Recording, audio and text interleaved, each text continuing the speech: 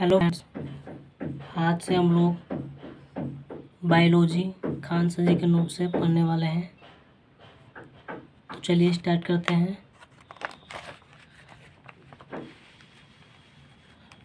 Zoology. Zoology का मतलब क्या होता है? जंतु विज्ञान। जूलॉजी का मतलब क्या होता है? तो जंतु विज्ञान। तो सबसे पहले जीव विज्ञान का क्या होता है? तो सजीवों का अध्ययन क्या कहलाता है? तो जीव विज्ञान कहलाता है। सजीवों का अध्ययन क्या कहलाता है? तो हमारा जीव विज्ञान कहलाता है। जीव विज्ञान के जनक कौन है? तो अरस्तु है। जीव विज्ञान के जनक कौन है? तो अरस्तु है। और जीव विज्ञान के दो शाखाओं में बांटते हैं, तो पहला जूलॉजी और दूसरा बॉटनी। ठीक, तो सबसे पहले हमारा जीव विज्ञान क्या होता है? तो सजीवों का अध्ययन। सजीवों का अध्ययन हमारा क्या कहलाता है? तो जीव विज्ञान कहलाता है। और इनके जनक कौन है? तो इनके जनक हमारे अरस्तु जी है। ठीक, और जीव विज्ञान को हम दो शाखाओं में बांटते हैं। कौन कौन से? तो पहला जूलॉजी और दूसरा बॉटनी। ठीक, तो जूलॉजी में हम लोग किसके बारे में अध्ययन करते हैं? तो इसके अंतर्गत हम जंतुओं का अध्ययन करते हैं। किसके अंतर्गत? जूलॉजी में हम लोग जंतु के बारे में क्या करते हैं? तो अध्ययन करते हैं। और जूलॉजी के जनक कौन है? तो अरस्तु है। जूलॉजी के जनक कौन है? तो अरस्तु है। और बॉटनी, बॉटनी क्या होता है? तो इसके अंतर्गत हम लोग पेड़ पौधे का अध्ययन किया जाता है। बॉटनी का जनक कौन है? तो थियोफेस्ट को कहा जाता है। बॉटनी का जनक किसे कहा जाता है? तो थियोफेस्ट को कहा जाता है। ठीक, तो अगला हमारा टॉपिक क्या है? कोशिका क्या होती है। ठीक, तो चलिए देखते हैं कोशिका के बारे में। तो कोशिका क्या होती है? तो सबसे पहले कोशिका का अध्ययन हमारा क्या कहलाता है? साइटोलॉजी कहलाता है। क्या कहलाता है? साइटोलॉजी कहलाता है। कोशिका का अध्ययन क्या कहलाता है? तो साइटोलॉजी कहलाता है। और कोशिका प्रत्येक जीवधारी की संरचनात्मक और तथा क्रियात्मक इकाई है। कोशिका क्या है? कोशिका प्रत्येक जीवधारी की संरचनात्मक तथा क्रियात्मक इकाई है। प्रत्येक जीवधारियों का जो शरीर होता है वो कोशिका से मिलकर बना होता है। किससे मिलकर बना होता है? तो कोशिका से मिलकर बना होता है। प्रत्येक जीवधारियों का जो शरीर होता है वो कोशिका से मिलकर बना होता है। सर्वप्रथम कोशिका की खोज 1665 ईस्वी में रॉबर्ट हुक ने किया था। कोशिका की खोज किसने किया था? तो रॉबर्ट हुक ने किया था। किसने किया था? तो रॉबर्ट हुक ने किया था। कब किया था? तो 1665 ईस्वी में। कब? 1665 ईस्वी में किया था। किंतु इन्होंने मृत कोशिका की खोज की थी। और इन्हें फादर ऑफ साइटोलॉजी कहते हैं। क्या कहते हैं?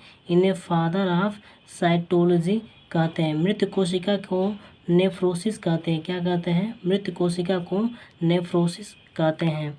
तो सर्वप्रथम कोशिका की खोज किसने की थी? तो रॉबर्ट हुक ने की थी। कब की थी? तो 1665 ईस्वी में। ठीक, और इन्होंने क्या? मृत कोशिका की खोज की थी। और इन्हें क्या कहा जाता है? तो फादर ऑफ साइटोलॉजी कहा जाता है। क्या कहता है? फादर ऑफ साइटोलॉजी कहा जाता है। अगला हमारा टॉपिक क्या है? तो रॉबर्ट ब्राउन ने अपनी कोशिका संबंधित खोजों का वर्णन माइक्रोग्राफिया पुस्तक में किया। किसमें किया था? तो माइक्रोग्राफिया पुस्तक में किया था। सर्वप्रथम जीवित कोशिका की खोज किसने की थी? तो 1674 ईस्वी में एंटोनी वॉन ल्यूवेनहॉक ने किया था। किसने किया था? तो एंटोनी वॉन ल्यूवेनहॉक ने किया था। इन्हें फादर ऑफ बैक्टीरियोलॉजी कहते हैं। क्या कहते हैं? फादर ऑफ बैक्टीरियोलॉजी कहते हैं। ठीक, स्लाइडर और स्वान ने कोशिका सिद्धांत दिया। तो कोशिका का सिद्धांत किसने दिया? तो स्लाइडर एवं स्वान ने कोशिका सिद्धांत दिया और कहा कि शरीर कोशिकाओं से बना होता है। किससे बना होता है? कोशिकाओं से बना होता है। अतः कोशिका शरीर की सबसे छोटी इकाई है। क्या है? जो कोशिका है वो शरीर की क्या है? सबसे छोटी इकाई है। ठीक, और सबसे छोटी कोशिका माइकोप्लाज्मा की होती है। किसकी होती है? जो सबसे छोटी कोशिका होती है वो किसकी होती है? तो माइकोप्लाज्मा की होती है। ठीक, सबसे बड़ी कोशिका किसकी होती है? तो शुतुरमुर्ग के अंडे की होती है। किसकी होती है? तो शुतुरमुर्ग के अंडे की होती है। अगला हमारा क्या है पॉइंट? सबसे लंबी कोशिका तंत्रिका कहाँ की होती है? तो ब्रेन या स्नायु कोशिका की होती है। ठीक, अगला हमारा पॉइंट क्या है? तो मानव में सबसे बड़ी कोशिका क्या है? तो अंडाणु है। क्या है? अंडाणु है। और मानव में सबसे छोटी कोशिका क्या है? तो स्पर्म है। क्या है? स्पर्म है। अगला हमारा नोट क्या है? तो तंत्रिका कोशिका में किसी प्रकार का विभाजन नहीं होता है। क्या होता है? तंत्रिका कोशिका में किसी प्रकार का विभाजन नहीं होता है, अतः क्षतिग्रस्त कोशिका को ठीक नहीं कर सकता और इसी कारण से चोट लगने पर शीघ्र ही क्या होती है? मृत्यु हो जाती है। जो तंत्रिका कोशिकाओं में होता है वो किसी प्रकार का इसमें क्या होता है? विभाजन नहीं होता है, अतः क्षतिग्रस्त। सबसे तेजी से कोशिका जो विभाजन होता है वो किस में होता है? तो लीवर यकृत में होता है और यह अपने क्षतिग्रस्त कोशिकाओं को स्वतः ही क्या कर सकता है? ठीक कर सकता है। ठीक, अगला हमारा क्या है? अगला हमारा है कोशिका के अंग। ठीक, अगला हमारा पॉइंट क्या है? तो कोशिका के अंग है। ठीक, तो कोशिका के कौन कौन से अंग होते हैं? तो सबसे पहला हमारा टॉपिक क्या है? जीव द्रव्य। क्या है? जीव द्रव्य क्या होता है? तो इसकी खोज पुरनकिंजे ने किया था। यह एक तरल गाढ़ा पदार्थ होता है। क्या होता है? यह एक तरल गाढ़ा पदार्थ होता है और हेक्सेल ने इसे जीवन का भौतिक आधार बताया। क्या बताया था? तो हेक्सेल ने इस जीवन का भौतिक आधार बताया था और सब जगह इसी द्रव के अंदर होती है और इसका 80% भाग जल का बना होता है। किससे बना होता है? तो जल से बना होता है और ये दो प्रकार के होते हैं। पहला कौन सा है? कोशिका द्रव और दूसरा कौन सा है? तो केंद्रिका द्रव। तो सबसे पहला हमारा पॉइंट क्या है? कोशिका द्रव क्या होती है? तो कोशिका द्रव कोशिकाओं को सूखने से बनती है। क्या? कोशिका जो द्रव होती है वो कोशिका की क्या? सूखने से बनती है।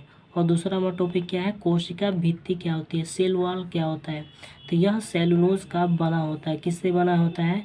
जो कोशिका भित्ति है वो किससे बना हुआ होता है? तो सेलुलोज का बना होता है और ये केवल पादपों में पाया जाता है। किस में पाया जाता है? तो केवल पादपों में पाया जाता है और यह पेड़ पौधे को सुरक्षा देते हैं। क्या करते हैं? यह पेड़ पौधे को सुरक्षा देते हैं। ठीक, अगला हमारा पॉइंट क्या है? तो जीवाणु एक पादप होता है। क्या होता है? एक पादप होता है जिसकी कोशिका भित्ति पेप्टिडो और ग्लाइकेन की बनी होती है। किसकी बनी होती है? जिसकी जो कोशिका भित्ति होती है वो पेप्टिडो और ग्लाइकेन की बनी होती है। अगला हमारा पॉइंट क्या है? तो कवक की कोशिका भित्ति काइटिन की बनी होती है। किसकी बनी होती है? जो कवक की जो कोशिका भित्ति है वो किसकी बनी होती है? तो काइटिन की बनी होती है। ठीक, अगला हमारा पॉइंट क्या है? तो कोशिका झिल्ली क्या होता है? सेल मेम्ब्रेन क्या होती है? ठीक, तो यह जंतु तथा पादप दोनों में पाया जाता है। क्या? जो कोशिका झिल्ली होती है वो जंतु तथा पादप दोनों में क्या होता है? पाया जाता है। कोशिका के अंदर सभी अवयव इसी झिल्ली के अंदर रहते हैं। ठीक, अगला हमारा पॉइंट क्या है? यह कोशिका के अंदर जाने वाले पदार्थ का नियंत्रण करता है और यह अर्धपारंग होता है और कुछ ही वस्तुओं को अंदर जाने देता है। क्या होता है? यह अर्धपारंग होता है और अपने से कुछ ही वस्तुओं को अंदर जाने देता है। ठीक, यही हमारा क्या है? कोशिका झिल्ली है। ठीक, अगला हमारा पॉइंट क्या है? तो माइटोकॉन्ड्रिया क्या होती है? अगला हमारा पॉइंट क्या है? तो माइटोकॉन्ड्रिया क्या होती है? सूत्रकणिका क्या होती है? तो इसकी खोज अल्टमेन ने किया था। किसने किया था? तो इसकी खोज जो है वो अल्टमेन ने किया था और यह आपसी श्वसन होता है और यहाँ के चक्र चलता है जिसका फलस्वरूप एटीपी तथा ग्लूकोज बनते हैं।